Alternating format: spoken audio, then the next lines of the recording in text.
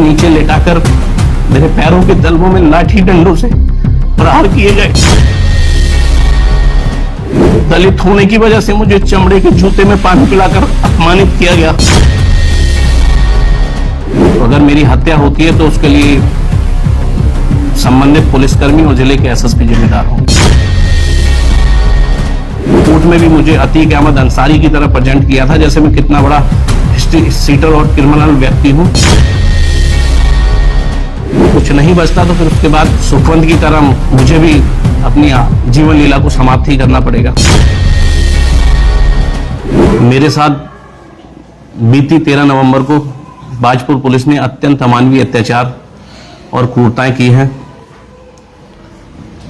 मैंने बीती 11 नवंबर को बाजपुर पुलिस विभाग में एक ही स्थान पर कुछ चुनिंदा अधिकारी और कर्मचारियों की बार बार हो रही पोस्टिंगों के संबंध में एक तथ्यात्मक समाचार प्रकाशित किया था, जिससे व्यथित होकर बाजपुर पुलिस ने मेरे विरुद्ध अत्यंत अमानवीय अत्याचार और क्रूरताएं की हैं।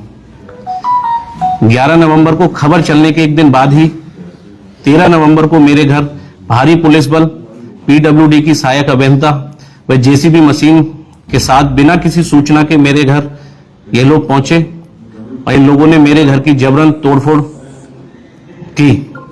मैंने मौके पर इनसे एक दिन का समय मांगकर उसको खुद हटाने के लिए कहा और मैं इनको लिखित देने के लिए भी तैयार था, लेकिन पुलिस का प्रेशर इतना था कि पुलिस ने एक नहीं सुनी। पुलिस ने अपनी कार्रवाई करनी शुरू कर दी। तो मैं अपने उस पूरी कार्रवाई का अपने मोबाइल फोन से ही घटना का वीडियो बना रहा था।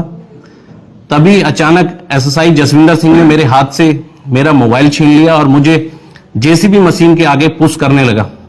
एक नहीं, दो नहीं, तीन बार उसने मुझे जेसीबी मशीन के आगे पुश किया और उसके बाद ये सभी पुलिसकर्मियों ने मुझे आतंकवादियों की तरह धक्के देकर पुलिस वाहन में बैठाकर घर से कोतवाली बाजपुर ले गए, जहां मेरे विरुद्ध मनगढ़ंत व एक फर्जी मुकदमा दर्ज किया गया। जिसके बाद कुछ स्थानीय पत्रकारों ने भी आकर इसका वहां पर विरोध किया और 41A का नोटिस मांगा, लेकिन पुलिस ने हमें 41A का नोटिस भी नहीं दिया, क्योंकि पुलिस ने मेरे साथ बर्बरताएं करनी थी देर रात। तो पुलिस लगभग 7-8 बजे मुझे बाया बरैनी होते हुए बन्ना खेड़ा चौकी ले गई और वहां से पीछे के रास्ते से इन्होंने मुझे अंदर डाला और मुझे जाते ही इन्होंने हवालात के अंदर डाला और मुझे बाजपुर से बन्ना खेड़ा ले जाने वालों में से एसएसआई जसविंदर सिंह, एसआई प्रहलाद बिष्ट, सिपाही प्रभात चौधरी, सिपाही बलवंत बिष्ट, ये लोग थे।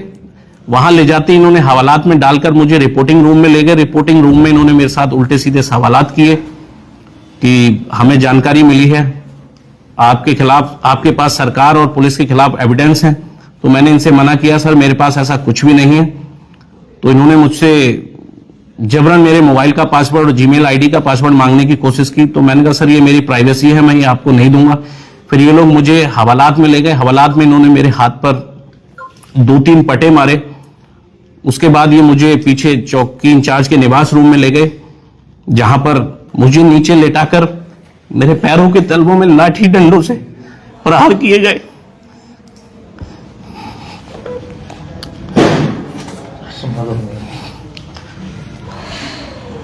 फिर इन्होंने मुझे उल्टा करके मेरे पैरों के तलवों पे एक तरफ से डंडे और दूसरी तरफ से पटे मारे। फिर इन्होंने मेरे ऊपर से मुझे निर्वस्त्र कर दिया। फिर मेरा एक वीडियो भी बनाया गया। फिर ऐसी स्थिति से मैं बहुत ज्यादा सोचने समझने की क्षमता खत्म हो चुकी थी। मैंने इनसे पानी मांगा तो फिर इन्होंने मुझे चमड़े के जूते में पानी पिलाया अपमानित करने के लिए। मतलब इन्होंने बहुत बर्बरताएं की और मेरे मोबाइल का जबरन पासवर्ड खुलवाया गया और मेरी जो भी उसका पर्सनल डाटा था उस सब कॉपी कर लिया गया। उसके बाद मेरी चैनल की सभी प्रोफेशनल आईडी डिलीट कर दी गई। फिर ये लोग मुझे इंचार्ज रूप के निवास रूम में लाकर कंबल बिठाकर इन्होंने मुझे नीचे बिठा दिया। मुझे धमकियां दी गई कि अगर मेडिकल में कुछ बताया या कोर्ट में मुंह खोला तो तेरी धाराएं बढ़ा के तेरी जमानत भी नहीं होने देंगे। मुझे जाति सूचक गालियां दी गई। दलित होने की वजह से मुझे चमड़े के जूते में पानी पिलाकर अपमानित किया गया। मात्र मेरा गुनाह इतना था कि मैं एक निष्पक्ष पत्रकार हूं और मैंने तथ्यात्मक रिपोर्ट प्रकाशित की थी, जिसके बाद मैं इस पूरे प्रकरण को लेकर माननीय न्यायालय की शरण में पहुंचा।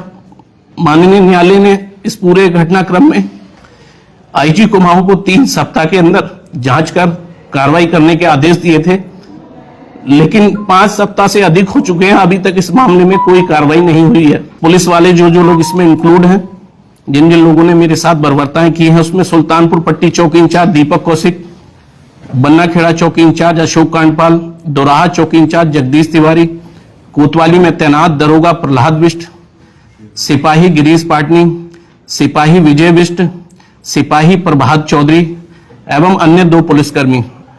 उस घटनास्थल पर इनका एक अधिकारी भी मौजूद था, जिसको मैं देख नहीं पाया, लेकिन ये उसे सभी लोग सरसर कह रहे थे, वो सिविल ड्रेस में था वहां पर। मैं इस पूरे घटनाक्रम में SC/ST आयोग, मानव अधिकार आयोग, DGP उत्तराखंड, राज्यपाल उत्तराखंड, IG कुमाऊं, इन सभी लोगों को मैं लिखित रूप से शिकायत कर चुका हूं। और इस पूरे प्रकरण को लेकर मैं उसके बाद माननीय न्यायालय की शरण में भी गया हूं, और मुझे ऐसा लगता है इस पूरी घटनाक्रम में कहीं ना कहीं जिले के वरिष्ठ पुलिस अधीक्षक का भी सहयोग है। और ये सब लोग रसूखदार लोग हैं, इनका राजनीतिक अप्रोच है, और मुझे डर है मेरी हत्या भी हो सकती है, लोग मेरी हत्या भी करा सकते हैं।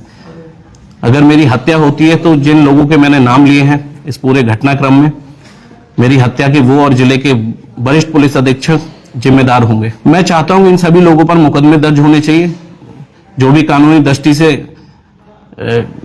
लीगल कार्रवाई बनती है वो इनके ऊपर कार्रवाई होनी चाहिए। एक चीज इसमें और है कि मेरा फोन आज भी पुलिस के पास है, उसमें मेरी जिंदगी से जुड़ी तमाम व्यक्तिगत चीजें भी थी, और हालांकि मैंने अभी RTI के माध्यम से पुलिस से फोन की जानकारी लेना चाहिए, तो पुलिस ने मुझे ये कहकर ये RTI में जवाब दिया कि हमने फोन गाड़ी में ही मुझे दे दिया था और मैंने अपने परिजनों को दे दिया। ये गैर जिम्मेदाराना जवाब पुलिस की तरफ से मुझे मिला है, जबकि मेरा फोन पुलिस के पास ही है, और पुलिस ने मेरे फोन की सभी प्रोफेशनल IDs, जो मेरे 14-15 वर्षों की मेहनत थी, जो मेरी पहचान थी, उसको पूरी तरीके से खत्म कर दिया है। मैं लंबे समय से बेबाकी के साथ शासन प्रशासन की अनियमितताओं को गंभीरता से उठाता आया हूं।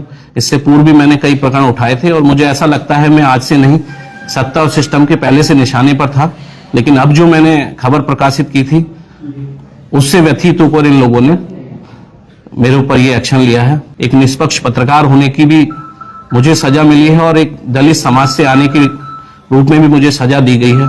सब मेरा परिवार तो बहुत बुरी तरीके से, जब ये लोग मुझे कोतवाली से रात को इन लोगों ने गायब कर दिया, तो मेरी माता जो बुजुर्ग अवस्था में है, वो सारी चौकियों के चक्कर काट काट कर कभी इधर से भगाना, कभी उस चौकी भेजना, कभी उस चौकी भेजना, वो सारी रात सोई नहीं, उनका स्वास्थ्य भी रात को खराब हो गया था। और दूसरे दिन जब मुझे पुलिस ने कोर्ट में प्रेजेंट किया है, तो कोर्ट में भी मुझे अतीक अहमद अंसारी की तरह प्रेजेंट किया था, जैसे मैं कितना बड़ा हिस्ट्री सीटर और क्रिमिनल व्यक्ति हूं। जबकि वहां काशीपुर कोर्ट में लॉयर भी कह रहे थे कि आज कोर्ट में इतनी फोर्स क्यों है, यहां इतनी पुलिस क्यों है।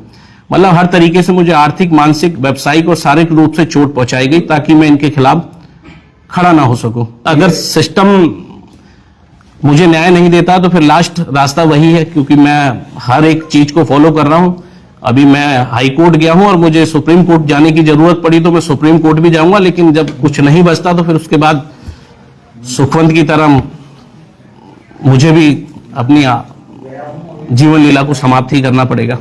और इतना तोड़ चुके हैं ये लोग, इतना मार चुके हैं, मतलब मेरी आत्मा को अंदर से ये लोग पूरी तरह से इन्होंने आत्मा को झकझोर दिया है। इतना अत्याचार किया इन लोगों ने।